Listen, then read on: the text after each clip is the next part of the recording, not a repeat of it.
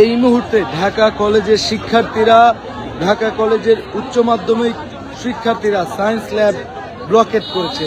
তাদের দাবি সেন্ট্রাল বিশ্ববিদ্যালয়ের অধীনে যেমন ঢাকা কলেজ কেন্দ্রীয় সেন্ট্রাল বিশ্ববিদ্যালয়ে অধিভুক্ত হবে, তার সেই সেন্ট্রাল বিশ্ববিদ্যালয়ে কিন্তু স্কুলিং পদ্ধতি বাতিলের দাবিতে আজকে এই শিক্ষার্থীরা সায়েন্স ল্যাব রাস্তা পুরো ব্লকেট করেছেন। তারা বলেছেন স্কুলিং প্রথা, স্কুলিং পদ্ধতি বাতিল করতে হবে এবং স্কুলিং পদ্ধতি বাতিল না করার কারণে কিন্তু আজকে তারা এই সায়েন্স ল্যাব মোড় অবরোধ করে রেখেছেন। আমরা শিক্ষার্থীদের সাথে কথা বলার চেষ্টা করব। ভাই, একটু কথা বলতে চাই, কথা বলতে ইচ্ছা পোষণ করছেন, আমরা অন্য আরেকজনের সাথে কথা বলার চেষ্টা করব। ভাই, আপনার স্কুলিং পদ্ধতি কেন চাচ্ছেন না? হ্যাঁ, আচ্ছা, আপনারা কেন স্কুলিং পদ্ধতি চাচ্ছেন না?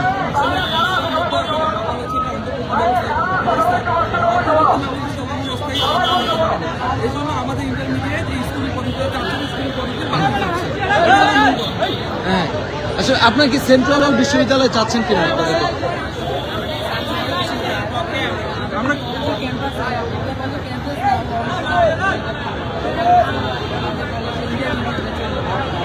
ধন্যবাদ আপনাকে।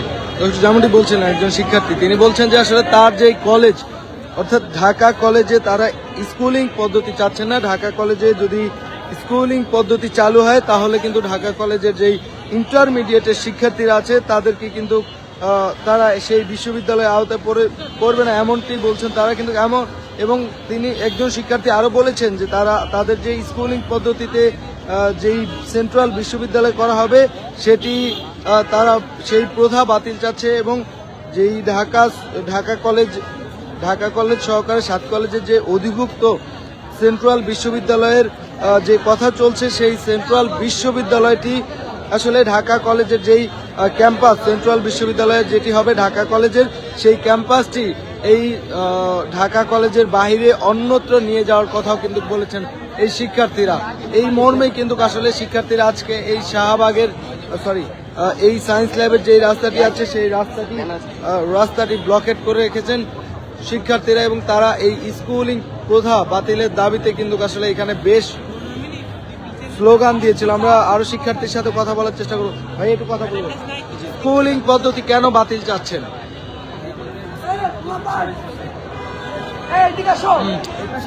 স্কুলিং পদ্ধতিটা কি মূলত আসলে?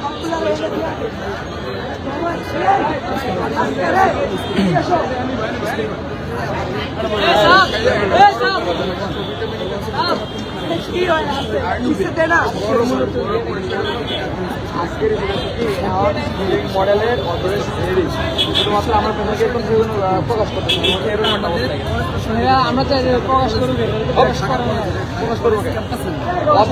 আমরা জারি করতেছে সমস্যা সব অধ্যাদেশ রেডি, আমরা জারি করবো, স্কুলিং মডেল দিয়ে রেডি করবো।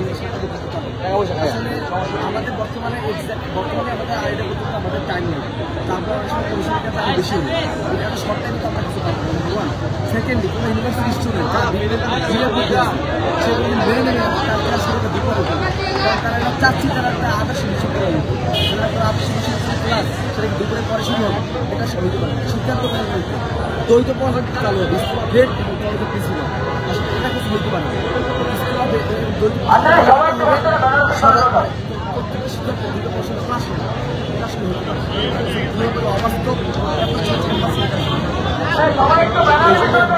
তাহলে কি আপনারা এই সেন্ট্রাল বিশ্ববিদ্যালয়ের পক্ষে নাকি বিপক্ষে? এই সেন্ট্রাল বিশ্ববিদ্যালয় আপনারা তাহলে চাচ্ছেন যে আপনাদের ঢাকা কলেজের বাইরে ক্যাম্পাস হোক?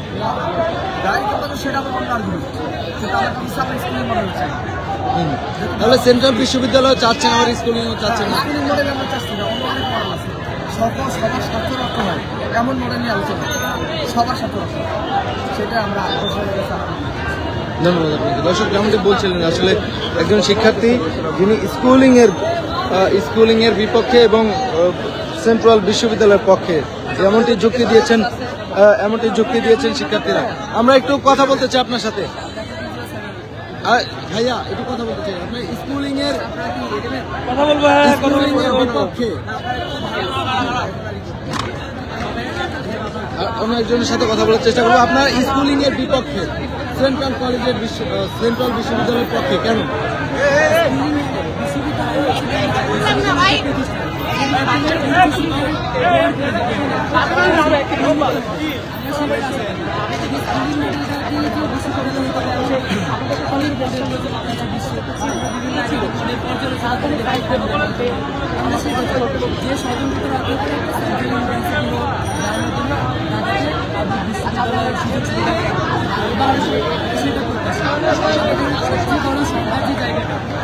শুরু থেকে আমরা ইউনিভার্সিটিতে গেলাম,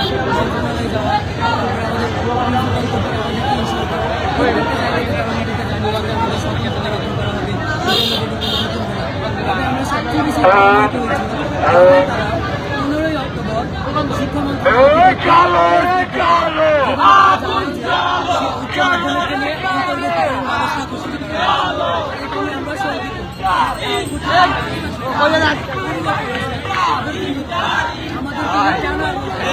ধন্যবাদ। দর্শক দেখছেন যে আসলে এই বেশ কিছুক্ষণ ধরেই কিন্তু এই সায়েন্স ল্যাব রাস্তাটি ব্লকেট করে রেখেছিল ঢাকা কলেজের ইন্টারমিডিয়েটের শিক্ষার্থীরা।